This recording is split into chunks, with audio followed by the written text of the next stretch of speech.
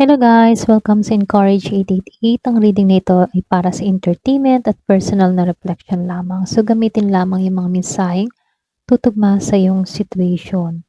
So ngayon itatanong natin ano ba yung nakikita ng tao sa'yo? Okay? Parang first impression.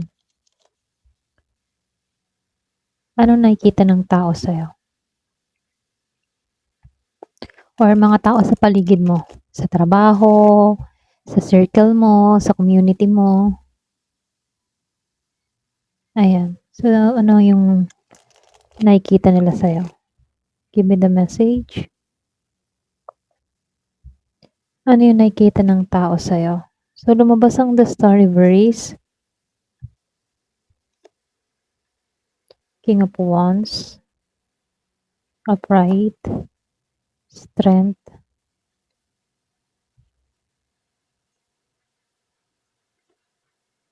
So, dito, meron akong nakikitang Aries, Leo, Sagittarius. Meron din ditong Scorpio, Pisces, Cancer, Gemini, Libra, and Aquarius.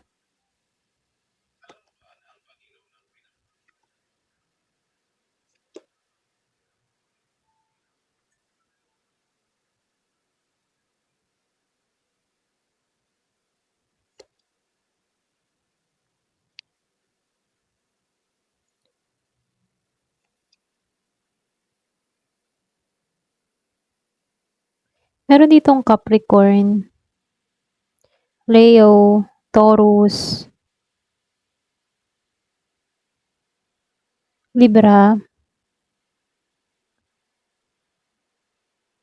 Aquarius. So, halos lahat naman nandito, no? Okay? Start na tayo. So, dito, lumabas to. So, the Star and the King of Wands upright, reverse. Kumbaga, yung iba sa inyo, may napapansin ng tao sa'yo. Okay? Mapatrabaho man yan or sa community na kinalalagyan mo, Ikaw yung klase ng tao na hindi madaling basahin, Para bang may mga bagay kang pinagdadaanan or sabihin na iniisip dito, pero hindi mo pinapakita. Kumbaga dito, kahit nakikita ka nila, parang hindi na nila makuha yung ano talaga yung nasa loob mo, ano talaga yung nasa sa isip mo. Kung tutusin dito, tingin ng tao sa'yo, may pagka-mysterious ang aura mo. Okay? So, makikita din dito sa King of Wands, kapansin-pansin ka din. Yung iba sa inyo, malakas yung presence mo, malakas yung charisma mo. Kapag nasa isang lugar ka, dito, natural kang may dating sa tao. Okay? Para bang nakakaagaw yung atensyon. Okay, may natural kang ganun. Lalo-lalo na kung lumalabas ka sa social media, like mga TikTok, may mga pinopost ka, Facebook, meron kang angking dating. So, hindi mo kailangang pilitin ba? May sarili kang impact sa tao. Kumbaga, meron at merong tumitingin sa larawan mo, sa video mo, okay? May attraction. Kumbaga, malakas lang talaga yung charisma.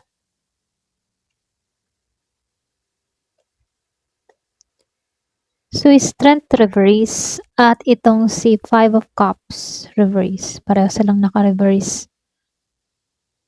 Kung titingnan dito, may time na may mga tao na hindi ka maintindihan. Mukha ka kasing malakas, pero meron ka ding side na vulnerable, okay? Minsan iniisip nila na parang kang confident, pero hindi nila alam na meron kang moment na may time nagdududa ka sa sarili mo. Okay? So, may kakaiba kang paraan dito sa pagbangon mo. Okay? Kumbaga, kahit meron kang mga pinagdadaanan sa buhay, marunong kang magpatuloy. Marunong kang bumalik. Okay? So, ibig sabihin, hindi nila naiintindihan kung paano mo nakakayanan iwan yung mga bagay na dati namang mahalaga sa'yo. Okay? So, dito 'no, kumbaga dito parang hindi ka madaling ma-figure out. So, ibig sabihin ano, hindi mo lahat, sinasabi ng diretso. Kumbaga sa family mo, sa kaibigan mo, hindi mo sinasabi ng diretso yung mga pinagdadaanan mo sa buhay. May mga thoughts ka dito na pinipili mo na lang itago kaysa ipaliwanag sa ibang tao. So, napapansin din nila na ikaw yung klase ng tao dito na medyo ano ka, mapagmasid dito. Maaari kang tahimik pero marami kang napupuna, marami kang napapansin. Kahit minsan minsan feeling nila dito, alam mong may nangyayari. Kahit wala kang sinasabi. Okay? Alam mo. Kumbaga siguro yung iba sa inyo, mas maano ka na lang talaga. Hindi ka lang basta-basta nagkukwento ng nangyayari sa buhay mo or mas pinili mo na lamang na i-private ano, yung mga nasa sa isip mo. Kumbaga, ilan-ilan lang yung mga kinukwento mo. Ganon. More on ano ka parang sabihin natin na nag-iingat or pwedeng nagkaroon ka ng trust issues sa yung mga pinagdaanan sa buhay. Kaya, more ano ka, private. Ganon.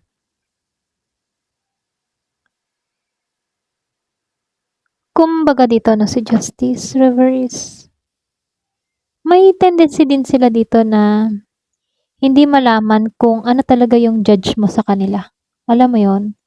So, hindi nila siguro alam kung okay ka sa kanila or something na may napapansin ka sa kanila, ganon. Para bang ikaw yung klase ng tao na pwedeng hindi ka mapaghusga, pero meron kang nakikita about sa tao. Okay, na nakakasalamuha mo. Pero hindi mo ginajudge yung tao, ganon. Sabihin natin, may napapansin ka, pero hindi ka naman nagiging vocal sa kanila. Okay? So, nakikitaan ko dito, meron ka ding time na meron kang mga bagay na hindi mo nagugustuhan sa tao, pero mas pinipili mo na lang manahimik. Okay? So, nakikitaan ko rin dito, no, sa temperance reverse. May yung iba sa inyo, may unpredictable side ka. So, ibig sabihin, no, may araw na sobrang approachable mo, madali kang lapitan, ganyan. Pero may panahon din na gusto mong mapag-isa, ganon. So, dito, no, hindi nila malaman kung ano ba yung version mo na nakikita nila. Kasi may time na parang tahimik ka, may time na masaya ka, madaldal ka, may time na okay ka, may time na hindi. Para bang medyo may ano ka, mood swing, ano. Yun yung nakikita nila sa'yo. Okay? So, dito, no, lumabas itong two of swords at itong si the devil, upright.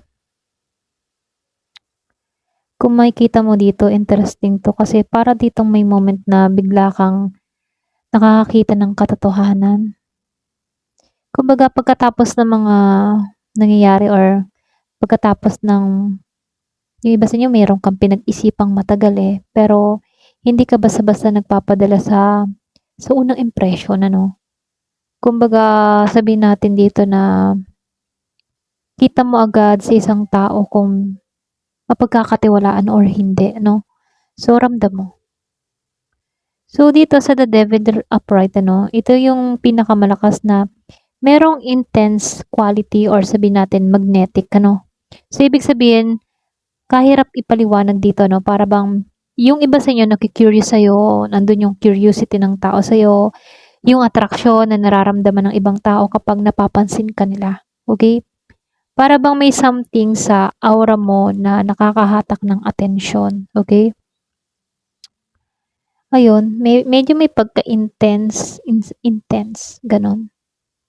Or pwede rin sabihin sa mga kinikilos mo, sa tingin mo, or something na yung aura mo. Merong something nakakaiba sa aura mo.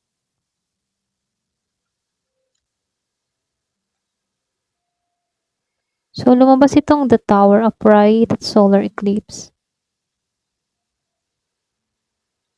Yung iba sa inyo, no, pwedeng tahimik ka, alam mo yun, tahimik ka, pero pagkatapos ng katahimikan mo dito, gumagawa ka ng malaking pagbabago.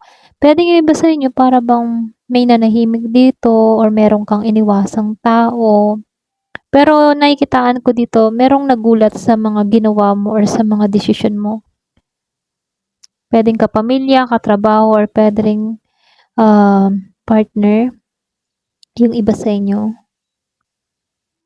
Kumbaga dito 'no, hindi ka madaling hulaan yung susunod na gagawin mo, susunod mong step, susunod mong plano, okey? Para bang mahirap kang basahin, okey? Mahirap kang hulaan kung ano yung kasunod mong step, hulaan yung iniisip mo, gano'n. Kaya dito may mga bagay na tungkol sa'yo na para bang unti-unting, lumalabas pero hindi naman agad-agad, okey? So, hindi ka yung isang tao na alam mo yun, yung unang tingin alam agad yung ugali mo, hindi gano'n. Kumbaga kailangan nila munang obserbahan ka ng matagal kung ano ba talagang klase yung pag-uugali mo, okey? Para bang bago ka pakisamahan ano, para bang kailangan nilang mag-adjust sa'yo, okey? Puwede yung iba sa inyo hindi kaagad ano, yung bang tipong nagtitiwala, ganyan. Para bang meron kang mga pinuput na boundaries sa sarili mo bago ka magtiwala sa isang tao, ganyan. Tapos 'pag tahimik ka, medyo intense yun, okey? Kasi hindi nila alam kung ano ba yung nasa sa isip mo, okey? So, dito 'no, yung iba sa inyo may time na para kang cold or intimidating yung aura mo dito. Kahit wala ka namang ginagawa, may mga taong puwedeng takot na baka masyado kang mapanuri or matalas kang mag-isip, ganyan. Kaya hindi ka madaling, alam mo yun, para bang hindi ka madaling sumunod sa iba, gano'n. May sarili kang paraan, eh. Alam mo yun, yung tipo na hindi mo kailangang gawin ang ginagawa ng lahat para maging ikaw, alam mo yun? So, ito rin yung dahilan kung bakit may mga taong hindi ka maintindihan kasi meron kang something, eh, or meron kang kakaibang gawi na hindi nila ma-gets about sa'yo, okey? Para bang kakaiba ka sa karamihan, okey? Iba yung mindset mo, iba yung takbo ng, isip mo, iba yung pananaw mo, parang gano'n. Gano'n ka, okey? So, hindi naman halos lahat ano. So, yung iba sa inyo makaka-resonate, yung iba naman ay hindi. So, piliin niyo lamang yung tutugma sa inyong sitwasyon, okey? Kung ganito yung aura mo or ganito yung energy mo or pag-uugali mo, 'no? So, dito 'no, Six of Swords and the Four of Cups, reverse. Ikaw din yung klase ng tao na marunong kang lumayo, okey dito. Lalong-lalo na kapag ayaw mo yung ginagawa nung tao or ayaw mo, mga gano'n. Kaya mong alisan ang tao, bagay or sitwasyon kapag ayaw mo, okey? Kumbaga marunong kang mag-moving forward. Hindi mo kailangang, gumawa ng malaking eksena para tanggapin ka, okey? Maaaring ikaw biglaan kang mawala sa isang sitwasyon or puwede ring magpatuloy sa buhay, okey? For example, kapag halimbawa may tao na hindi nakakatulong sa sitwasyon mo at nagdudulot lang din ng pasakit sa'yo, kahit mahalaga 'tong tao, aalisan mo, okey? Gano'n ka. So, lumalabas din dito, may ability kang biglang magbago ng perspective din dito 'no, sa Four of Cups. Kapag merong mga opportunity or bagong energy na dumarating ano, kaya mo namang sabihing, "Sige, susubukan ko 'to." Gano'n. Hindi ka naman permanent na stuck sa isang mindset lang. Kumbaga marunong ka naman ding umunawa, okey? Marunong ka naman ding tumanggap ng mga pagkakamali, okey? At marunong ka din namang mag-adjust din dito, okey? Yun nga lang may ibang tao na, tingin sa'yo na sila dapat ang mag-adjust pero ikaw naman nag-a-adjust ka din naman, okey? Yun nga lang hindi ka lang din maintindihan ng iba, gano'n. So, dito 'no, Ace of Cups and Three of Wands.